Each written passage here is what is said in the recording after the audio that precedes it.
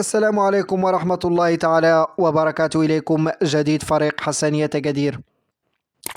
بات خطة إدارة حسنية أكادير لكرة القدم لاستعادة لاعبه التونسي خلال فترة الانتقالات الشتوية الجارية بالفشل. وحاولت إدارة حسنية أكادير طلب ود اللاعب فادي بن شوق للعودة لصفوف حسنية أكادير خلال فترة الانتقالات الشتوية وطي صفحة الخلاف عبر إيجاد صيغة جديدة للعقد الرابط بين الطرفين والاستفادة من خدماته في الفترة القادمة. وقد سبق للاعب بن شوق أن انضم لحسنية أكادير شهر أغسطس 2022 بعقد موسمين قبل أن يتوصل بقرار فسخ العقد الذي يربطه بناديه شهر دجنبر الماضي إثر رفعه لقضية ضد فريقه بعد تأخر توصله بمستحقاته المالية.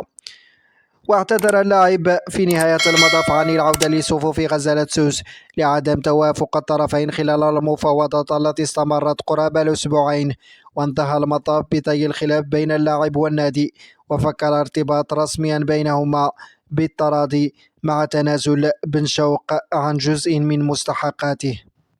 وفي خبر آخر، المرتقب أن يضع عبد الهادي السكتي والمدافع مهدي الخلاطي ضمن قائمة اللاعبين المغادرين فترة الانتقالات الشتوية الحالية. ويعد المهدي الخلاطي ثالث لاعب يضع السكتي في لائحة المغادرين بعد كل من المهاجم الإيفواري أميان جوي والظهير طارق ستاتي.